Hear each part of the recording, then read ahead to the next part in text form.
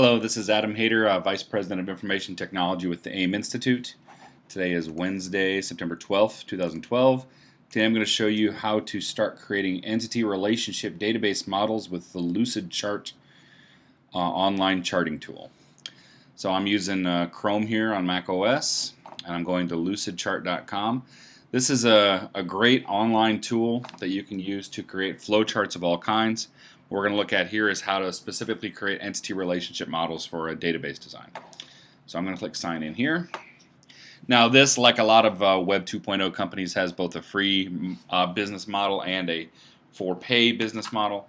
I'm just using the free one. I'm not that familiar with what the for pay option is. I assume you get, different features and support and whatever. So I don't have an account here. I'm just going to sign in with my Google account. This is one of my favorite things about this. It works pretty much like Google Docs does. You can use your existing Google account. You can share charts and diagrams with other users as well, just like you can in Google Docs. You can collaborate on them. So all the same metaphors you're used to on that work really well in Lucidchart. What we're going to see here when it's done loading is all the existing diagrams that I've done. I'm going to create a new one here and show you what this looks like. I'm going to say new document, and it has some options here for some templates if you want to start from an existing one, and they have categories over here. I'm just going to do a blank one so we can see what this will look like. So when it loads here, it's going to ask me to name this. Here, I'm going to set up the environment. I've tried this successfully in Chrome and Firefox and Safari. If you're using Internet Explorer, you're on your own. ER test diagram. Okay, so if you've ever used a charting tool like Dia on Linux or even Visio, you'll be familiar with this interface. You have the basic grid right here.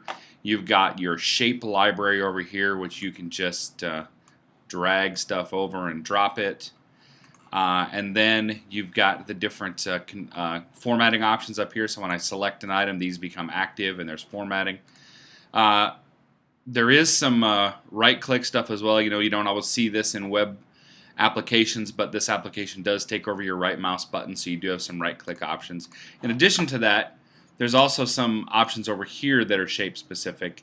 In particular, the shape options, if you pull up, will give you some options that are available only for this shape. In this case, there isn't one, so there's nothing here. But we'll see that is useful in some other situations.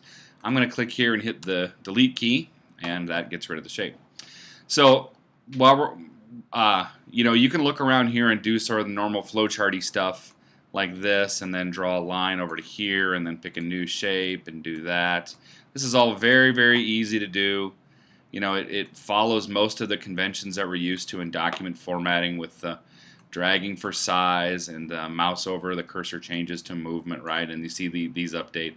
If I want to make this a different shaped line, I just click on it and select a different kind of shape, how I want arrows to be, all right? So pretty basic.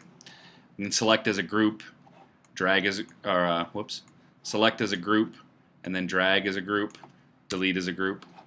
If we want to do entity relationship models, we have to do one extra thing that isn't immediately obvious, which is why when I first started using this, I didn't know it could actually do this. You have your shape library over here, but this is not the totality of shapes that you have available to you. There is a button down here that says More Shapes. So if I click on that, here are the additional shape options that Lucidchart has built in that you can select.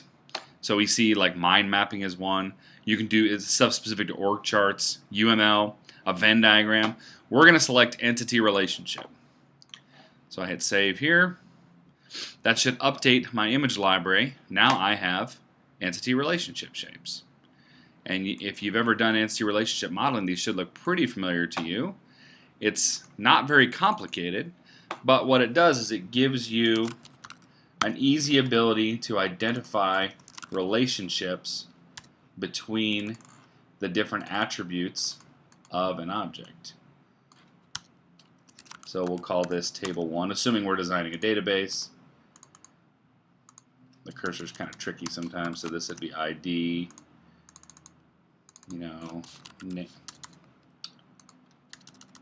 name,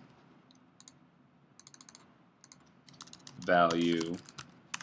Okay, and even if you want to indicate like a primary key, You can select this guy, and I hit Command U to underline it. You do all the same kinds of formatting you normally would. Now, these formatting indicators here, of course, the squares in the corners are resize, right? The dots here are ways to connect these relationships to another object. So I can just go down and drag another object up here and call this, table 2, and this will be my ID field here. Now from this guy, notice my cursor changed to a cross here.